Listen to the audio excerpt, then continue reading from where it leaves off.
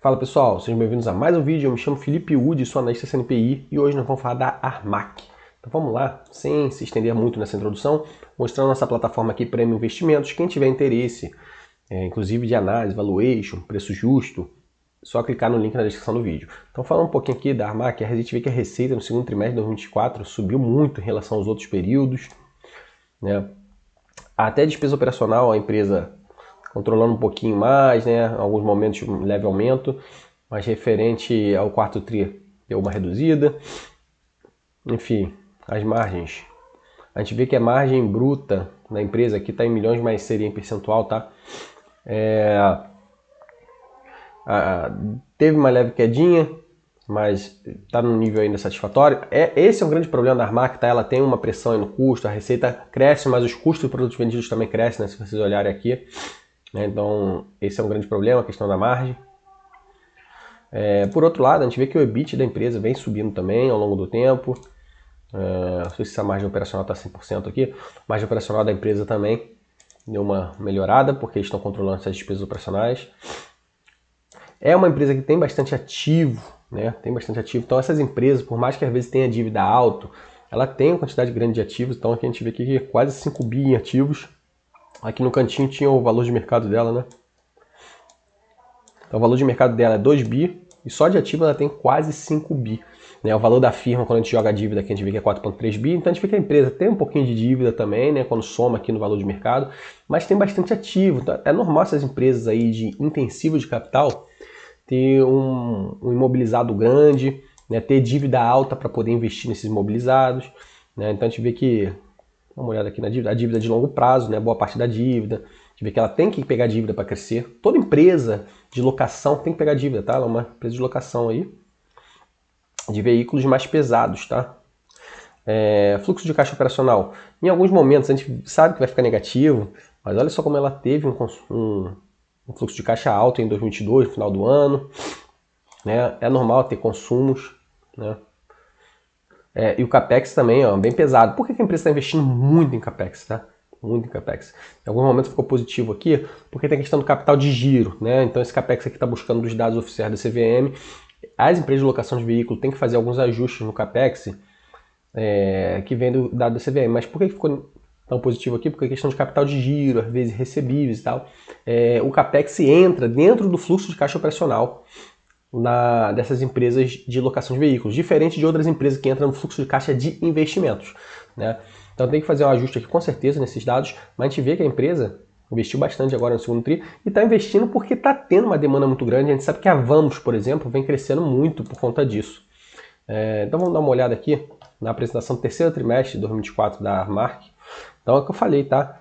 Então eles estão fazendo uma aquisição bem grande de frota, né? Frota crescendo, quantidade grande de máquinas e equipamentos disponíveis para alocação. O CAPEX aqui no terceiro tri continua um CAPEX alto, elevando frente ao ano passado. A receita está com um crescimento bem alto, números de empresas de crescimento. O principal problema é a questão do CPV, que também cresce muito, mas a gente vê que a empresa, até com a queda que ela teve na cotação, né, muita empresa barata, né, e a Armac é uma delas. Receita bruta aqui de locação, lembrando que essas empresas têm locação e têm venda, né, o giro dos veículos, mas o grosso, né, o core da empresa o operacional, vem da locação, tá? Então a gente vê que a receita de locação crescendo frente ao ano passado, né? Eles estão comparando ano contra ano. O EBITDA também, a depreciação e amortização é importante porque essas empresas de veículos pesados nem sempre tem que vender o veículo e contratar um outro veículo para repor. Né? Esse veículo tem uma vida útil mais longa do que veículos pequenos, né? Veículos utilitários, que carros comuns, né? Uma Localiza, uma Movida que tem que repor imediatamente. Então elas têm que investir basicamente para continuar crescendo a frota e não para repor de imediato, né?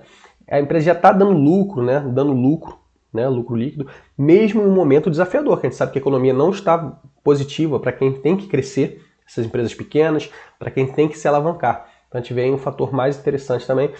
Frota de locação bem grande, continua crescendo, a empresa com o pé acelerador, CAPEX também. Esse CAPEX aqui provavelmente um pouquinho distorcida em referente ao site, porque tem ajustes, né? A gente vê que ela está acelerando muito em 2024, tá? O CAPEX. Receita bruta também, aqui a gente vê que locação é o grosso, tem seminovos, tem um pouquinho de consórcio, né? e a receita líquida, né? Aqui tem os descontos aí de alguns impostos, ICMS, ISS, né? Principalmente ISS, que é Imposto sobre Serviço, locação de veículos. A margem teve um sofrimentozinho, tanto a margem EBITDA, como lá em cima a margem bruta, a gente já falou sobre isso. Mas é normal também nesse momento que a inflação está mais alta, os veículos estão mais caros, né? Até para eles investirem, eles perdem um pouquinho. Quando eles fazem aqui um ajuste, a gente vê que o EBITDA subindo bem, lucro líquido, é normal ter margens apertadas, tá? É do setor, a gente vê que está estável, mesmo com sofrimento aí na margem bruta, margem EBITDA, lucro, margem líquida estável, a empresa dando lucro já há um bom tempo, fluxo de caixa operacional crescendo bastante também, muito interessante o resultado. Eles têm um ROIC contábil, um ROIC ajustado, olha só, muito interessante. Quando a gente compara, geralmente a gente usa o ROIC para comparar com o custo da dívida. Então, se a empresa pegou 10% de dívida no banco para poder comprar esses veículos e está conseguindo um retorno de 20%, ela está conseguindo um retorno 10% a mais. E se a gente considerar o ROIC ajustado, é 20% a mais do que a dívida. Então não importa se a empresa está com dívida alta, tá? A empresa está conseguindo ter um retorno muito grande. E aqui o ROI, né, que é quando a gente considera patrimônio total, patrimônio líquido, né, subtraindo ativos e passivos e considerando o lucro líquido. Mas o lucro líquido não é tão interessante para empresas de crescimento, né? Porque empresa de crescimento demora a ter resultado lá embaixo, por mais que a Armac já esteja dando lucro líquido. Mas mesmo assim a gente vê que o ROI alto também, 19%. Ela tem uma dívida bruta de 2,8%. Frente ao valor lá, o valor de mercado é até alta, mas tem um caixa aí de 1,1%. A dívida líquida ficou um pouquinho menor. Dívida líquida sobre EBITDA é super sob controle, tá? Tem empresas aí que a gente sabe que é normal, uma Localiza, uma Movida, uma Vamos, tem dívida líquida sobre EBITDA de 3, 3,5, né? Geralmente o limite é 3,5, né? 3,5 vezes. Mas também é utilizado alguns indicadores patrimoniais, dívida líquida sobre patrimônio, sobre ativos, né? Sobre imobilizado, super sob controle. As dívidas são para longo prazo, né? Até 2032. Então, basicamente, essa foi a Armac, tá? Então, mais uma empresa aí muito interessante, pessoal. Eu acho que está no momento favorável. Se vocês tiverem interesse em preço justo, em análise, informações mais completas, só clicar no link na descrição do vídeo. Valeu, forte abraço.